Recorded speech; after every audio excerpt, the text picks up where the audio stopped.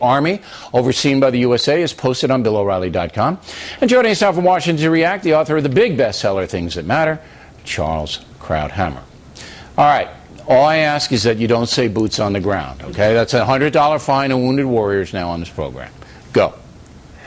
Well, with your idea, you've gone from out of the box to off the wall. Here's the problem with it. You want to create a French Foreign Legion that speaks English. I like the English part. That's an improvement.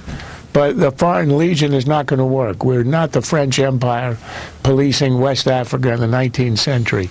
There are two problems with it. Number one, when you talk about the politics of using U.S. infantry, what you mean is that we have trouble bearing the losses, which is the reason we don't want to do it.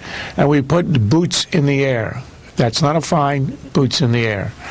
The problem is that you don't solve the problem in your proposal because you've got Americans in command, you have Americans who can sign up, and if we lose them, as we would in any engagement, we're not going to suffer less than we would if they were soldiers. But it's a different situation, though. It's not fair for the United States to have to fight the brunt of the war on terror all over the world. You know it, I know it. It's ruining our treasury. It's ruining our national morale. And we need to have an alternative to that. The United Nations is useless. We all know that. Yeah, they can go into villages in Africa and warn people about Ebola, and that's fine. But they can't confront these people. And the terrorists know there's no will to fight them in the West, Charles. This would change that mentality. Go ahead. But, Bill, saying that something is needed is not an argument for saying it's going to work. I'm trying to explain why it's not going to work. Number one, we will inevitably suffer American losses, and even if it's a contractor and not a member of the U.S. Army, it still hurts as much, and it still demoralizes us. I'll give you an example.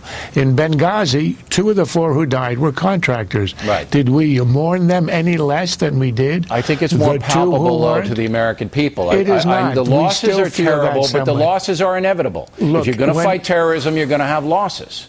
Go ahead. But this doesn't solve the problem because there's still going to be Americans who are going to die. Yes, there are going to be some non-Americans, right? So we figure that's not going to be hard on our psyche. The problem is, do you really want to be running around the world responsible for a band of desperados? That's essentially who you're going to get. Yes. The same. Do you want to recruit from the same pool that ISIS is? You're going to get the marginalized. And that's why the United States administers it. Look, you heard Mr. Prince at the top of the program, certainly a responsible man, all right, who ran a Merck organization. They were all Americans. Okay. But you can vet. So do you want a Merck organization that's all Americans? No. Then you haven't solved any problems. It has to be vetted by U.S. Special Forces, NATO officers. So you want a marginalized Tunisian that you're going to pay $100,000 a year. Look, I've seen all the Beau Geste movies, but these people that you are going to recruit are not going to be honorable, impoverished aristocrats. You are going to get the marginalized from all over the world. Then they don't make the cut, Charles. I mean, it has to be almost like special forces to get in.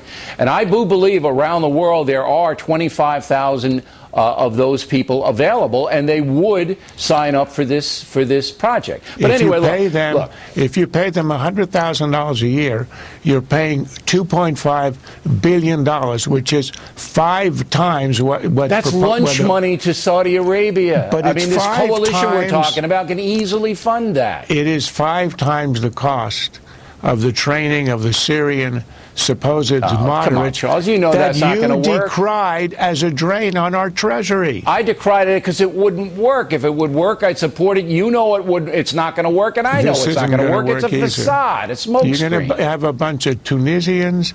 You're going to have a bunch of Sri Lankans.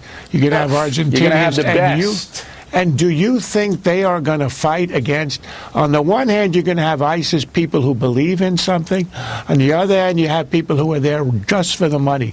Who do you think wins? If they're vetted properly, and I'll get Sylvester Stallone if I have to, I have confidence this could work. Look, I could be wrong, but I know it's going to happen because, again, the United States simply cannot do this all over the world, and there's too many of these terrorists. They're going to pop up. You get one, and there's another one. But anyway, Charles, I appreciate your dissent.